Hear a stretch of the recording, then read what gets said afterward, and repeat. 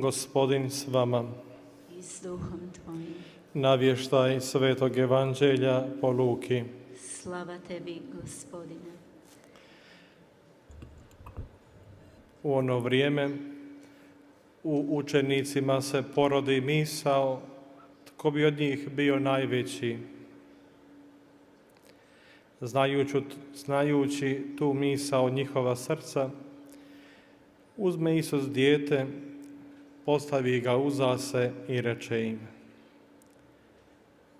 tko god primi ovo dijete u moje ime, mene prima, a tko mene prima, prima onoga koji me je poslao. Doista, tko je najmanji među vama svima, taj je velik. Prihvati Ivan i reče: Učitelju, vidjesmo jednoga koji u tvoje ime izgoni zloduhe. Mi smo mu branili jer ne ide za nama. Reče mu Isus: ne branite, ta tko nije protiv vas, za vas je. Riječ Gospodnja. Slava tebi, Kriste.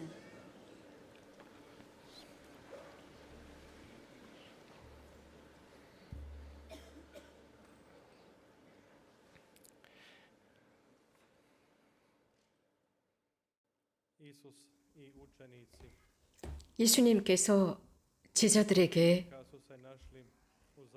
여러 다양한 상황 속에서 그 제자들과 함께 하셨습니다. 함께 모였을 때 예수님께서는 늘 그들을 위해서 시간을 내주셨고 그 첫 제자들을 기꺼이 가르치시고 양성하십니다. 준비시키십니다. 그들의 앞으로 오게 될 미래의 사명을 위한 것이었습니다.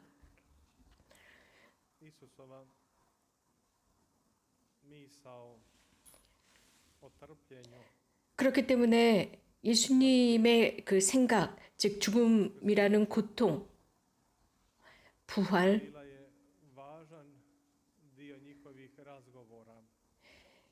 이러한 생각들은 그들이 함께 모였을 때 그들이 나누는 대화의 중요 요소들 중에 하나였습니다. 예수님께서 죽음을 선포하셨을 때 이 제자들은 아무것도 이해하지 못한 것 마냥 행동합니다. 예수님의 이 순환에 관한 메시지, 순환, 죽음, 부활이라는 메시지는 그들에게 있어서 매우 큰 충격처럼 느껴져 옵니다. 그러나 예수님께서는 그들에게 그들의 마음을 준비시켜 주십니다. 그분의 죽음과 희생이 무엇인지, 이것은 모든 그리스도인의 희망이 된다는 것을 진심으로 가르치고자 그들 마음 가까이 가셨습니다. 그들 사이에는 서로 논쟁이 일어났습니다. 복음에서 전하는 것처럼 그들 안에서 자생한 논쟁이었습니다. 그들 중에 누가 가장 큰 사람이냐라는 것 때문이었습니다. 그들은 사실 그들에게 가장 중요한 것에 관해서 논하고 있었습니다. 그들에게 있어서 누가 가장 큰 사람이냐, 외인이냐입니다. 그들이 자라고 생활하는 그 사회 속에서 이러한 사고방식은 당연할 수도 있습니다. 이런 상황 속에서 자란 그들의 결론은 현대에도 적용이 됩니다. 당시에 특별히 율법학자들 사이에서 그랬습니다. 예수님께서는 그들의 어떤 사회적인 특권에 관해서 논쟁하고 있을 때 오히려 예수님이 이런 사회적인 특권을 비난하셨습니다. 그리고 그 제자들에게 엄격하게 가르치십니다. 어떤 특정한 일들은 그들 사이에서 일어나면 안 된다라는 것이었습니다. 그래서 어린아이를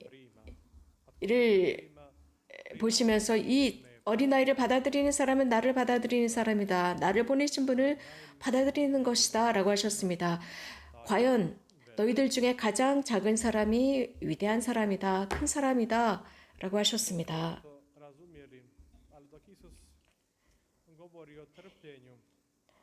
이런 말씀을 그들은 이해했을 수도 있지만 예수님의 그 죽음과 순환은 전혀 이해하지 못하고 있었습니다.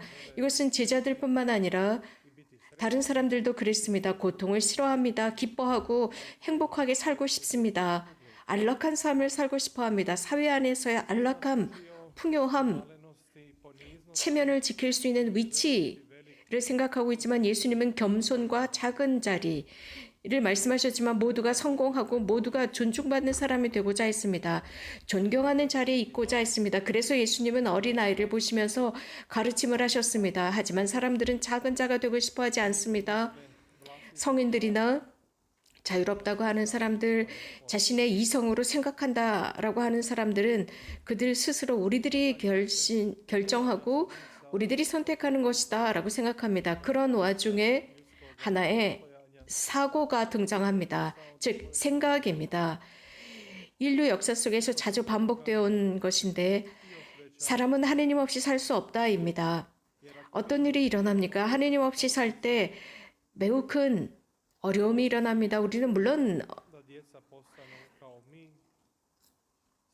어린이처럼 살 수가 없다라고 생각하면서 어린이들처럼 어린이들을 우리처럼 되기를 바랍니다. 그래서 참 진리를 파괴하고 맙니다. 선함을 망가뜨리고 맙니다.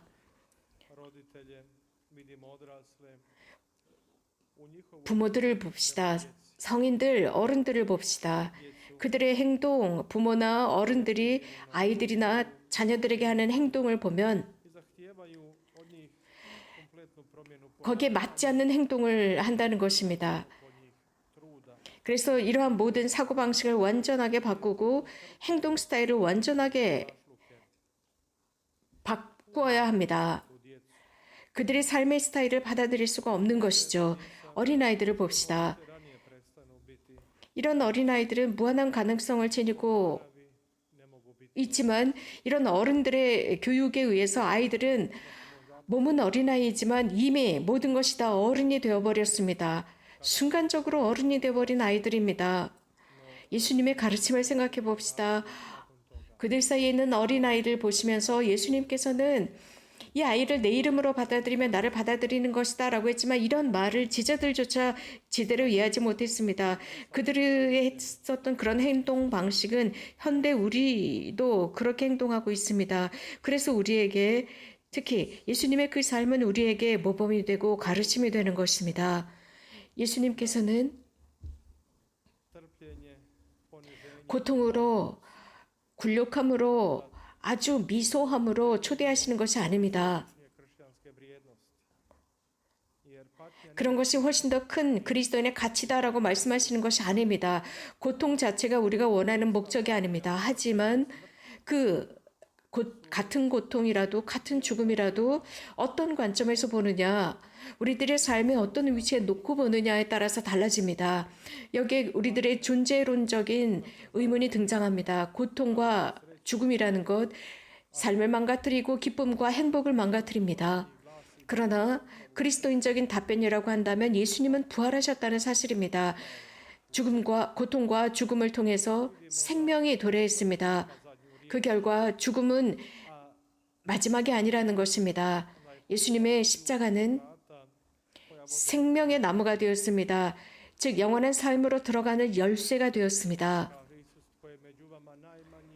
예수님께서는 너희 중에 가장 작은 사람이 큰 사람이다 라고 하셨습니다. 굴욕감, 이것도 그리스도인의 삶의 목적이 아닙니다. 낮은 사람이 첫째가 되고 꼴찌가 첫째가 되고 첫째가 꼴찌가 된다. 예수님은 스스로 위대하셨지만 첫째이셨지만 그분 스스로 꼴찌가 되셨습니다. 그래서 십자가에 달리십니다. 모든 꼴찌들 가운데 꼴찌가 되셨습니다.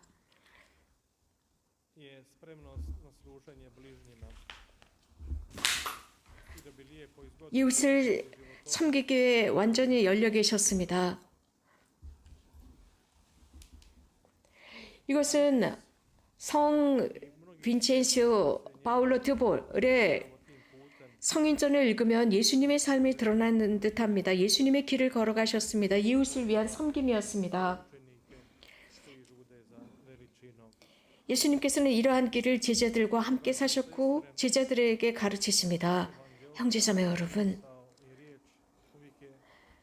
오늘 복음의 정신은 늘 전체적입니다. 오늘 우리에게 보여주시는 이 모습, 이 제자들과 예수님과의 대화, 또 제자들 사이의 대화, 누가 큰 사람이냐라는 논쟁, 또 사도 요한의 행동, 즉 우리 편이 아닌 사람이 당신의 이름으로 마귀를 쫓아냅니다 라고 말씀을 드립니다. 그러자 예수님께서는 너희를 반대하지 않는 이는 너희를 지지하는 사람이다 라고 하셨습니다. 오늘 이 간단한 복음 속에서 우리가 볼 수 있는 것은 예수님은 완전한 분이라는 것입니다. 잉태의 순간부터 돌아가시는 순간까지 말입니다.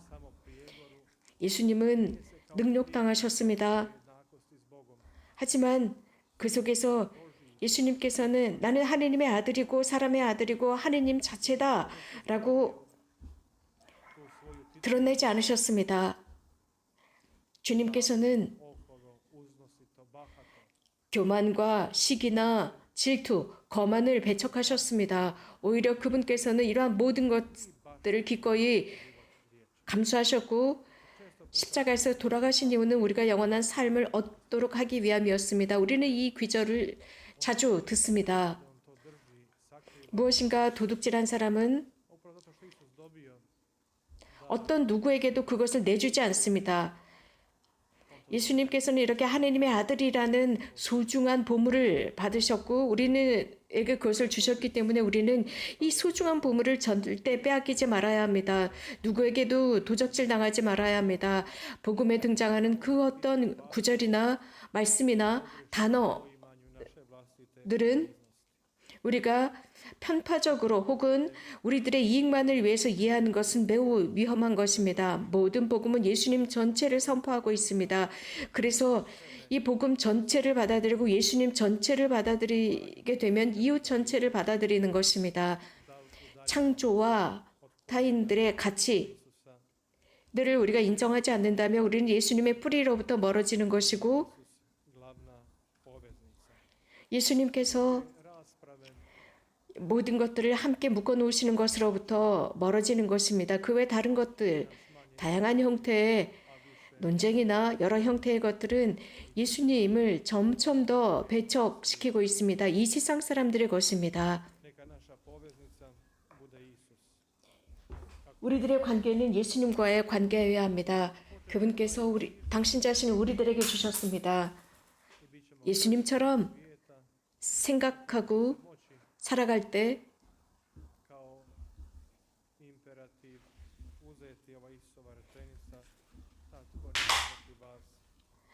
세상을 새롭게 만들 수 있습니다. 너희를 반대하지 않는 사람은 너희를 지지하는 사람이다 라는 말씀을 꼭 기억합시다. 그래서 우리 모두는 형제 자매들이라는 것입니다. 아멘.